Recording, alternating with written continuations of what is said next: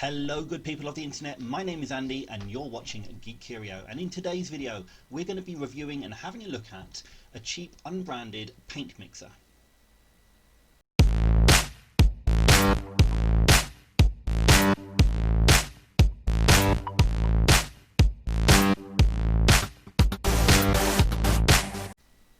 Hello there and welcome back. So first up, what on earth do you need a paint shaker for? Well, I've got quite a lot of paints. You can't see them all, you probably see a small selection of them over there. However, different consistencies of paints tend to require a different amount of elbow grease in order to get the pigments mixed up to a nice enough level. Now, with the ones that I've used before, things like the Games Workshop layer paints, not really a problem. However, let's say some of the base paints where you have maybe a white, which, to be honest with you, the GW white is something that I don't like at all, and they do take quite a lot of elbow grease to get them shook up correctly. Another good example is the contrast paints. Now, the contrast paints, I bought into them when they came out, and they have been an absolute godsend and they are great. However, mixing some of the lighter colours, or pretty much all the colours really, does take a lot of effort. This is Yandan Yellow, and I don't know if you can see it here, but basically, as you can see, it's quite liquidy at the top. However, you're looking at a layer of sediment probably about 1/8 of the way of the bottle, and that is going to take a long time to shake up. Now, I did do a video earlier on this which I purchased on AliExpress, and it has actually worked out quite well, but I'm going to be going over some of the pros and the cons of this and where I got it from. So first up, why did I go for an AliExpress one?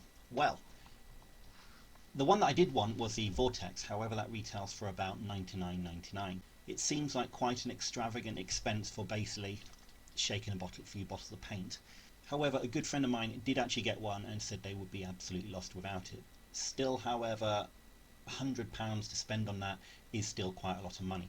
So I looked into some alternatives, and there does seem to be a bit of a weird thing going on at the moment where miniature painters seem to get overcharged for a lot of things. So this one is actually branded as a tattoo ink shaker, and it only cost me about £20, £25 maybe, on AliExpress. Now, I did actually get two, and the reason for this was because I grabbed one for my good friend the Goblin SquirE. So in a little while we're going to hear from him what he thinks about the paint shaker as well.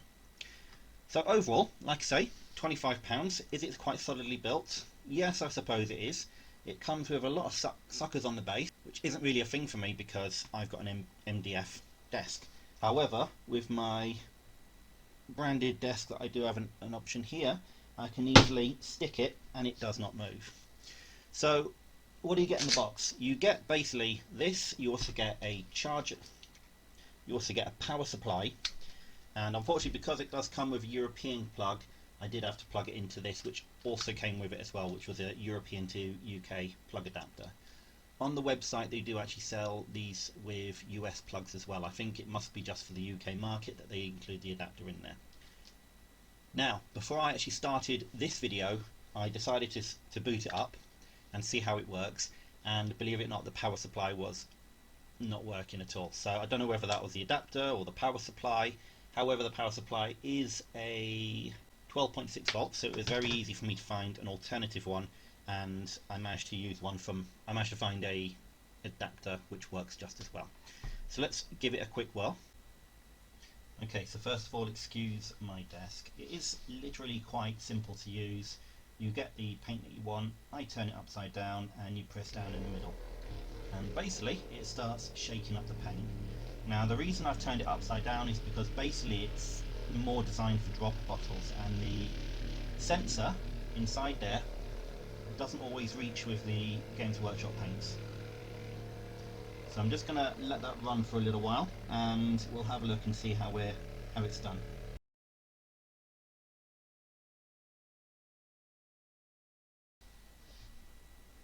So I don't think that's been running for a full minute yet. There is still some sediment at the bottom.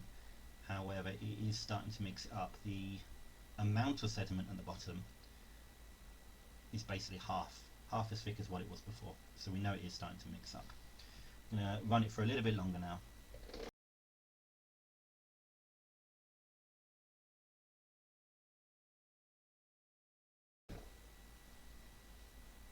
Okay, so looking at it now, it has managed to shake it up quite a bit. It feels like it's actually broken through the sediment at the bottom as well. But I'd say I would probably I'd probably give it another minute on there before it's actually fully mixed up. So the big question really is, are we winning? And in my opinion, yes we are. I remember shaking these contrast paints for way longer than 5-10 minutes, and already I've managed to get it to quite a nice consistency. I would put this in for another minute or two maybe, but it has actually saved a lot of muscle power in my arm, so no more injuries for me. I did actually test it originally with Space Wolf Grey, which for me is a notorious paint for having a lot of sediment on the bottom. As you can see on the camera, the sediment at the bottom is completely a different colour to the sediment on the side, or the liquid on the side. So it actually took me 2 minutes to properly shake up the Space Wolf paint, which was great because it took me a lot longer to do that manually. Like I said, I do have to put the GW paints upside down because these are designed for dropper bottles, with it being Tattooist ink. I think also designed for test tubes as well, so this works a lot better on, say, a Vallejo bottle where you can put it in straight away. It does seem to be a little bit sensitive when I'm trying to put the bottle down. I've tried it with a much larger primer paint that I normally use. Got absolutely nothing, or very little movement. Turn it upside down again, works absolutely fine. So it does work better when you're actually hitting something which is more narrow or with a narrower tip, so that's the best way to use it. The other drawback that I had, like I say, is the original power supply. Like I say, today it was not working, but it was also far too short. The fact that I can actually show you the entire length of this on the camera just goes to show how short it is. So I think that's not even a meter, probably about 80 centimeters long. With me having such a big desk and a big work area, I need something a lot longer. Luckily, I'm just going to throw this one away because it doesn't work, and I'm going to stick with the AC adapter that I had on hand already and place that there. So now I have something useful which will shake my paints for me. As I mentioned before, I did have a friend, Goblin SquirE, who got one of these as well, so I'm going to ask Goblin SquirE, how did you get on? Thanks, Andy, and thank you for sending me one of these to look at. I was in just the same boat as Andy. I had seen these, I'd seen the positive effects that I'd heard of from the £99 paint mixers, so it was amazing to get a chance to try these out, so thank you very much. I'm going to talk a little bit about the positives and negatives that I found. Andy's talked about them brilliantly already, so I'm not going to talk about all of the same things, but just a few things that I found while doing this. I'm just going to talk about the power situation first of all. I tracked down the issue. I had also had a faulty power setup, and I tracked it down to this little guy here, this converter to the English plug. I found that it did work, but it had to be at 100% the right angle, a very slight deviation, even from just moving the thing, it just cut out completely. So what I did is I replaced this. I happen to have a converter lying around, so I just replaced this, and now it's working fine. So it looks like probably this little guy was the issue, but beware, I guess, that that's a possibility. The other thing I want to talk about very quickly in terms of a negative is Andy pointed out these suction caps, which are a great idea. I don't find they suction quite as much as I would like to. So I do have a desk that they would ideally suction to. But this does like to take a little bit of a trip around my desk as I use it. It's not a major issue, so long as you don't have everything too close together.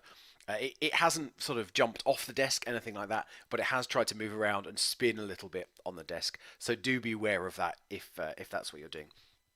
I've also tried this out, and just as Andy said, all bottles, I think, going in like this, upside down, tip up, and I found that it works really well for mixing.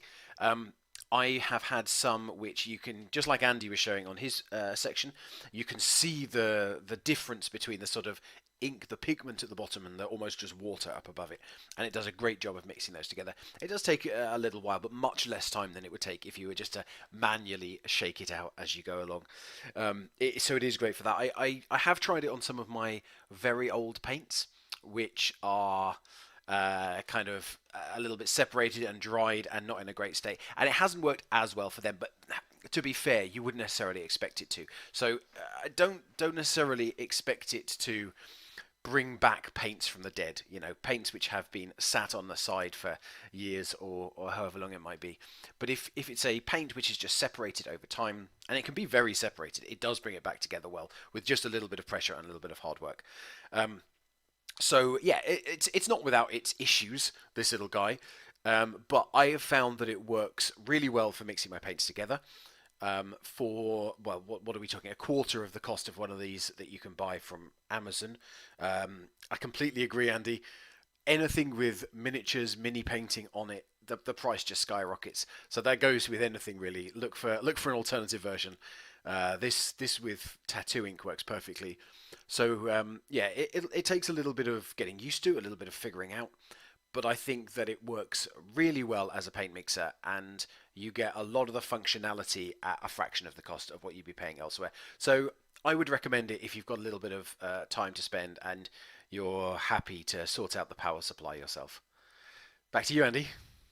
Thank you very much, Goblin SquirE. So my overall result, £25 with 10 days delivery, not bad at all. Is it perfect? No. I would replace the power adapter and also be prepared to get it to work, like I say, turn things upside down so it can actually hit the sensor.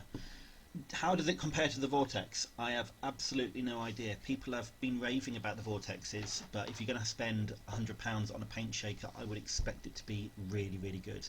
It probably is a lot better, got much better sensor, and actually kick off the motor, which will help shake it. I don't know. I honestly don't know. So I might try and get hold of one or ask someone who has got one so I can actually see what the difference is. It might be that the motor's a lot better and it shakes apart paints a lot faster as well. But that's my review for today. Make up your own mind. It does the job for me and it works quite well for me. So thank you very much for making it this far to the video. If you have enjoyed the video, it would really mean a lot to me to hit that thumbs up button, and if you haven't subscribed already, please think about subscribing and you'll get to see all the other videos that I put out. So that's all for me. Stay safe and take care.